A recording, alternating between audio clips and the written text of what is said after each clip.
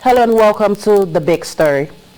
Deforestation is a pressing issue in Nigeria with significant impacts on both the environment and the people who rely on it.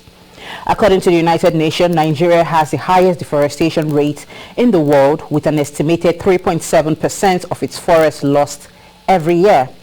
Ordinarily, forests are home to wildlife which perform a broad range of critical environmental and climatic functions, including the maintenance of constant supply of water, ensuring clean air and prevention of desertification, soil and gully erosion.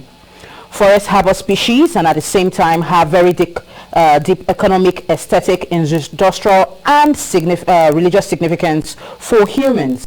Coming to Delta states, results show that the overutilization of forest resources in the past 3 decades has resulted in its degradation, particularly within the protected areas in the Delta. Of all the 5 most critical factors that affect the global environment, namely air pollution, overpopulation, deforestation, climate change, and global warming, the biggest threat to Nigeria's environment remains deforestation. This is without losing sight of the waste management challenges, the flooding, desertification, gully and soil erosion, and the coastal area erosion that bedevil various parts of the country. Therefore, the need for environmentally and socially equitable approaches to forest management is imperative. Our focus today on The Big Story is to enlighten the public on the problem of deforestation, its causes and effects, and also find suitable solutions to fix this green problem. And with us this morning in the studio to talk about this and enlighten us all on this matter is a seasoned environmentalist, the person of Chief Sonny Onosoke. And also I still have my colleague in the house, Michael Gobadia. Good morning, gentlemen. Thank you for having me. Well, Michael, are we ready to rumble? Yes, we are. And well, we will not deforest, or rather, any issue. I don't leave anything unturned. Yes, no stone unturned. But with that being said, Chief Onosoke, let's go to our first question. Now, in layman's language, because it's very easy for us here to be speaking big English, as people would say, in layman's language, please explain the meaning of deforestation and how this poses a threat to the common Delta man on the street. Yeah, thank you very so much. I think I was explaining this question. I didn't even I was allowed to use pidgin English to do this program. I would have been so grateful. But it's not I just want to go because we really need to go into in depth. I don't want to be so academical about this topic. Academically zero. So I really want to dive into the political and the social implication of deforestation. Okay. So let me just come in and tell some people, the local farmers in the village, deforestation is all about illegal punching, illegal cutting down of trees without replacement. Try to cut down, when you cut down the trees, cutting down trees, and if you cut down the trees illegally without replanting another one, even the international standard is that if you cut down a tree, plant two. And then we are cutting down the trees, it affects our biodiversity. It affects our biomass. What am I trying to say here? It affects the way we live, the e-chain, way back, there's kind of be chained by thick forests and stuff like that. To say, what am I trying to say here is to say, now, stop cutting down our trees. If you cut down our trees, we're going to get it. Problem of water shortage will come. High level of flood will come. Even medicine they produce, they give us, all the trees will cut and finish. Because most of the things you take in as tablets and everything are from are from trees and plants. So what I'm trying to say here is, please, what they want and the meaning of that word they call deforestation is all about stop cutting down the trees. The trees, after God, the next thing that provides us what we breathe in today is the tree that you are cutting. Okay. Well, please. Now, what are some of the reasons for deforestation? And because many will say there are various reasons why these trees are being cut down. But irrespective, give us some of the reasons for it, what the reasons they like to give. And are the reasons tangible enough to cut them down? It's not easy. You will not force somebody who lives in the rural area, who is a neighbor. Some of the major factors that are responsible for deforestation is government inefficiency all over the world globally. It's purely about government non-regulation and government inefficiency. Because if you provided the needed source of livelihood, like cooking gas, available good roads, employment, empowerment of the people, not palliative, get it to clear. Because I'm an advocate of palliative. I don't like it, so I don't want people saying it. If all sorts of global deforestation are caused by governance inefficiency, nobody's going to go in. If you provide a means of them to use what they are doing, they would go in and brought down those chains. Okay.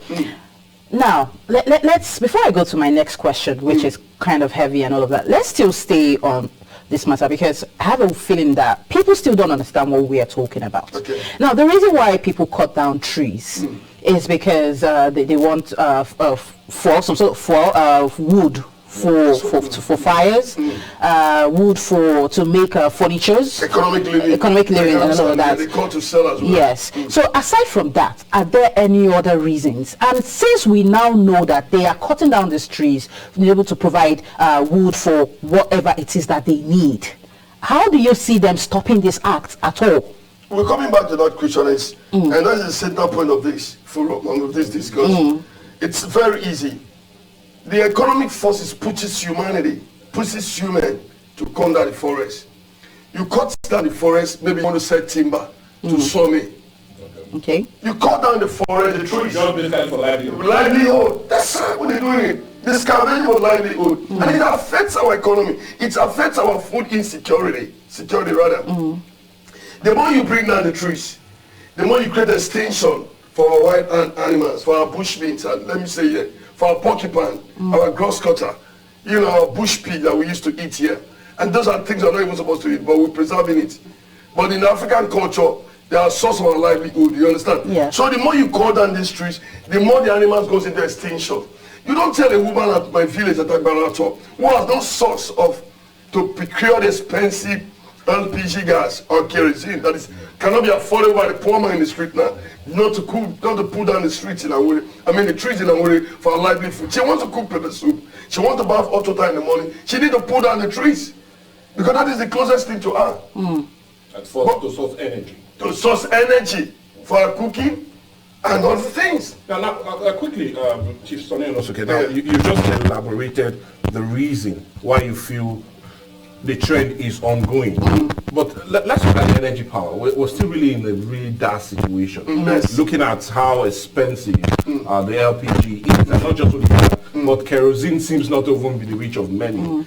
Are we likely to see further cutting down of trees? I just want to give you, recently, we're in a seminar in the state of St. Louis, Missouri, 3-day seminar. And somebody made a projection of, in the other next 5 years, African deforestation will increase with almost 15.5. Wow.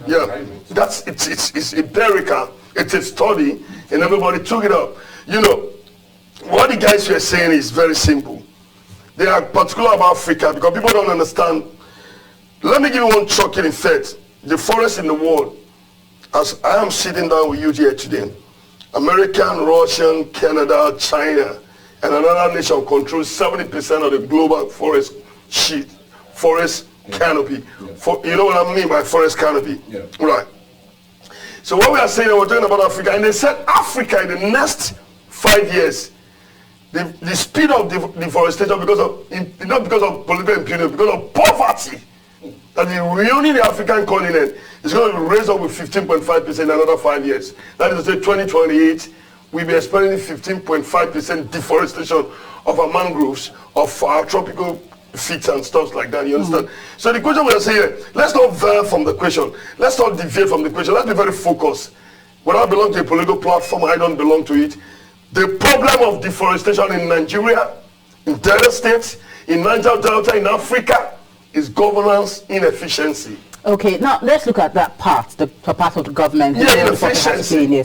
Now, in 2021, Nigeria launched the Reducing Emissions from Deforestation and Forest Degradation strategy to curtail deforestation in the country with the assistance of the Forest Carbon Partnership Facility of the World Bank, okay, as well as the United Nations Program on Reducing Emissions from Deforestation and also Forest Degradation with technical assistance from other bodies such as the Food and Organization, Agricultural Organization, permit me the United Nations Development Program, and also the United Nations Environmental Program, all in an attempt to tackle the wanton destruction of the forest. Now, my question is this. This was 2021. How efficient, how successful have these campaigns been? Let's go in. I told you initially that when it comes to Africa, the problem of deforestation is caused by government irregularities, government corruption, government inaptitude, government lack of awareness of what is the impact of climate change that is gradually creeping the world. We don't have the knowledge. So what you're thinking here is the massive corruption in some of the environmental and afforestation programs in Nigeria in particular is so enormous. We have the Green Belt Afforestation Program in the north, straight to Morocco, Senegal, and stuff like that. A Green Belt. I want to take you, you've been in this studio quite almost, let me say, 2 years. How many times have you visited or witnessed a tree planting campaign by any government? Let's be very frank. Let's not shy away from the truth. Because the major problem we're having in this country is we shy away from the truth because we belong. We can't grow like that. It is very easy. Why don't it take the government to set up a regulation and say, okay, each compound we need 2 trees. Okay. We're sitting down here and the government are allowing people to cut our economic trees like the rubber tree, the palm tree that gives us a banga that we use in our, palatable banga soup. We are sitting here and the governance and the so-called forest guard, I don't know if they exist in Niger Delta. Now we're going to come to that. Yeah, actually. I don't know whether they will exist because when I was growing up, I was in the Midwest. So I had a good knowledge of the effectiveness of the Edo State, forest guards. Even to this level as I'm talking to you, some of the best forests in this country today belongs to the Western region and Edo State inclusive. Now you see still canopy-shaped mangrove swamps. And we from the Niger Delta, we're supposed to have that without the price being because we're in the waterlogged area. So what I'm trying to say is, let's tell ourselves. Those campaigns have not been effective. Yes, it's not the government support and the government relationship with the World Bank, or which we say the World Bank or World Environmental Bodies, it has not been effectively monitored. I'm starting to tell you that some of the money and majority of the money the United Nations they brought for environmental have been embezzled by the Nigerian internal administrators.